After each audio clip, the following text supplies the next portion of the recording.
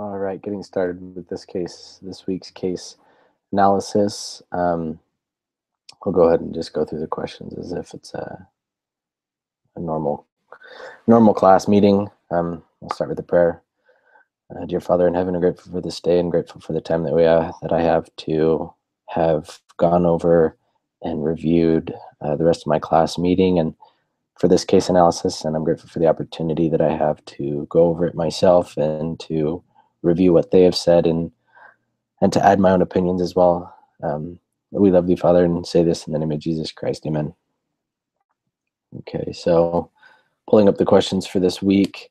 The first question is, what are the possible causes of Progresso Financiero, their poor sales performance? I would say, talking about their poor sales performance, one of the things is that we read and talked about was the fact that the people that they had working for them didn't seem to, they call them AEs, account executives, didn't seem to care too much about their work, which it's kind of not surprising because they didn't take much time into training them, which later they realized their mistake and went back and trained some of them. And during that training process, they lost a lot of individuals because it turns out those would have been the people that would have left anyways because they didn't really understand what they were getting themselves into. And a lot of people just hear the numbers for possible sales that they can make, and they think that they can do it when really it's not as financially promising as they'd once hoped. And it does take a lot of work, and sometimes it takes certain personalities to be able to perform in that job or in that field of sales.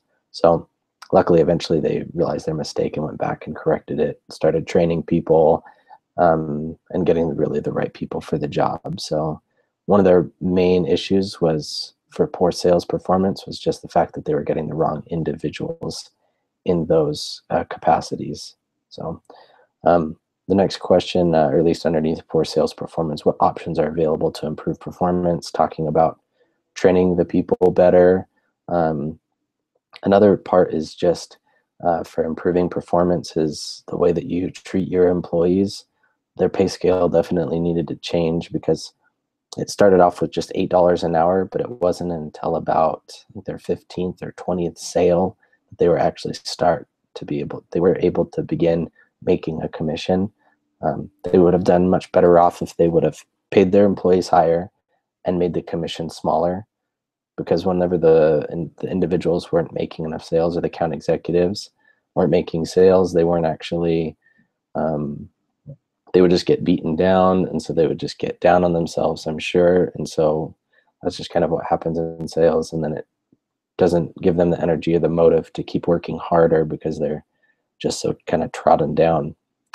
Which elements of the business model are validated? Why do you think so? One of the things that they did super well was they targeted the right community. I mean, Progresso Financiero is like, well, it's Hispanic, it's Spanish. So they went about first starting out in grocery stores, targeting the right people who would even, well, I mean, it's designed, the business creators, the business owners. What was his name? Let's see.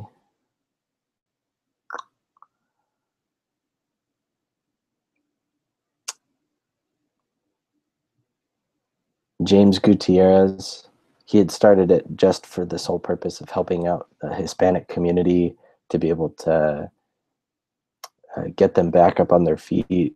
It was he decided to start giving out loans to people who had been through maybe similar situations as him, or at least some of the people of his culture that just needed help, and he genuinely wanted to build up that, his heretical community. Let's see, what was the question again? So targeting the right community, going to Hispanic grocery stores. That was where he had first started. That's where they started to see a lot of success. Other parts of the business model, that were validated. Could have been in, let's see.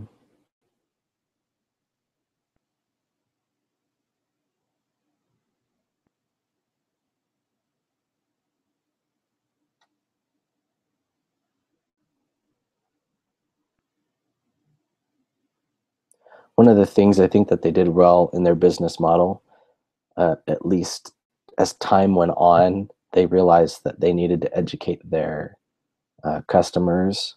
That was something I think really made a difference. It helped the people and individuals feel like they were important because they weren't being cheated like some of the payday lenders would do to customers when they would charge upwards of 460% gross, or they would charge like they'd end up grossing 460% off of what the original loan was was paid for or was lended out to. They would be making so much more.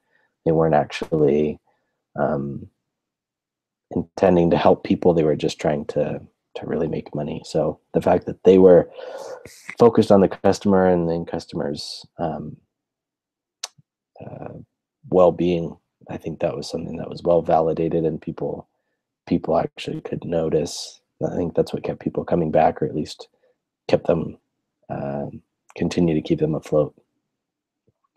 Um, how much profit does Progresso earn on a new loan with the current number of loans per month at a grocery store location? How many loans do they need per location to break even? I think they were making approximately $180 off of each grocery store loan. So in order to break even, um, I think they had to make,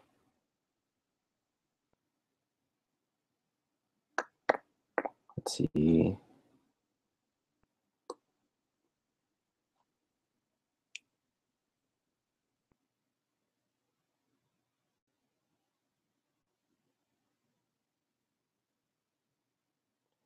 I think in order just to break even, they had to put out approximately,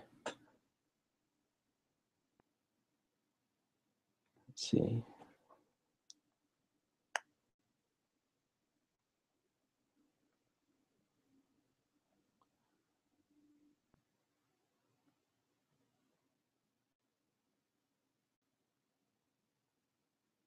it looks like they had to make about 15, I think about between 11 and 15 loans per month in order to cover their overhead, which is about $2,000, which that didn't include labor costs. I don't think they included labor costs in the information given. So from what we can tell, just over 11 loans that they had to make approximately, plus give or take, I don't know, 3 or 4 to cover compensation. So um, as a group, you must change the current compensation plan to improve the number of loans per month.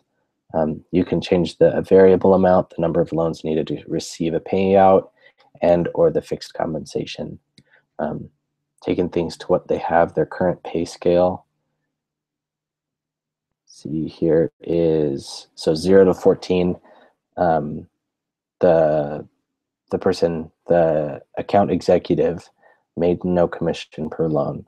15 to 20, they made $18 per each, extra per each loan. 21 to 25, $20, 26 to 30 was 25. So it would go up incremental. First, they would get their first of $18, and then it would go up $2, and it would go up $5, and $2, and then $3, and then $2, and then $3, which it's kind of the way that it's spaced, it kind of doesn't make sense. There's no rhyme or reason. It's just 18, 20, 25, 27, 30 for their incremental amounts for loans dispersed per the month. So I think in order to improve that pay scale, they needed to bump the pay up at least $2 an hour more, maybe even $4 an hour more, but and decrease the, so consider that they made, let's say they made $10 an hour, dropping dropping the commission per loan to, say, every 10 loans they make or they sell, and then also dropping their commission. So you could say for every 10 loans that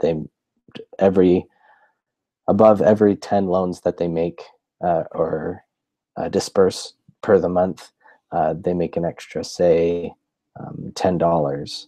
And if you increased it by that, there's potential to make more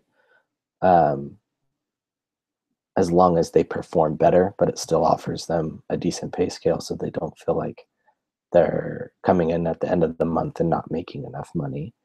$2 of an increase is quite a bit, even though it doesn't seem like as much. But for people who may be already working in a grocery store, it's going to be about the same of what they were probably making before when they offered to hire them from the grocery store, which they had worked in, which is kind of where they were finding most of their employees already. Once you've made your changes to the compensation plan, develop a broader action plan to include specific activities. Will you manage activities or results? I think overall it would be more important to manage the activities. This gives the account executives, their managers, and also the people who even started the business, Gutierrez, gives them a chance to work more closely one with another when you manage activities, because you end up being involved in more meetings together and discussing what's going on. It's less detached and more unified. Managing activities also gives a more team effort to what's going on. Whenever you manage just results, it can oftentimes pit people one against another, and you end up having people doing poorly and then or even worried about doing poorly, and so they end up being poor performers. And so managing activities just helps bring a spirit of unity for people. Will you keep your current account executives? Depending on really just how they perform, if you're going to keep them or not. Because there came a point for when they were the ones that were when they changed into their training scale, a lot of people would drop out in that training or grace period because they realized what they were getting into. But if the people after that made it thus far but weren't performing as well, at least at some point you felt like if they hired you and you survived the training, that you were worthwhile of keeping, or at least the individual thought that they could do it, or exhibited some form of capability. I think it's up to the managers to keep those people, because it's up to the manager to bring out those skills that individual has. Do you expect them to stay with the new compensation plan? If it's considering the suggested one that we had just discussed per the group meeting, then I think that would be a way to keep people. It would help them to not feel like they weren't making any money. So where will you find new account executives if the current ones leave? One of the things I think is, I don't think a lot of employers want to work. Well, I don't know. I guess it's still perspective, but one option is temp agencies or temporary agencies that help find workers. That way it kind of takes the pressure off of you of interviewing people and meeting people, at least as much. You can kind of have a pre-sift to your sifting of looking for employees. Other ways, I think it kind of helped when they hired people from the grocery store, Hispanic grocery stores, because the people I think that they were hiring primarily were Hispanic. Not to say that anyone who couldn't, but even Gutierrez said that out of him and his co-founder, the customers felt more comfortable with him because it was someone that they looked like. It's not to say any prejudices that someone can't work for them who isn't, but it obviously helped the customers to feel more comfortable. In any case, whoever the people are, if it helps the customers. If you find So finding new account executives, I mean, really, you can advertise. There's a lot of different ways of finding new employees. One of the best ways also could have been through the current ones that have stayed. Um, if they are staying, want to stay, and are willing to stay, then there's a good chance that they have an idea of what it takes to be a good account executive, and you can turn to them for people that they might know who would be willing to take part in that. So other than that, I think that's all the questions. So I guess meeting adjourned.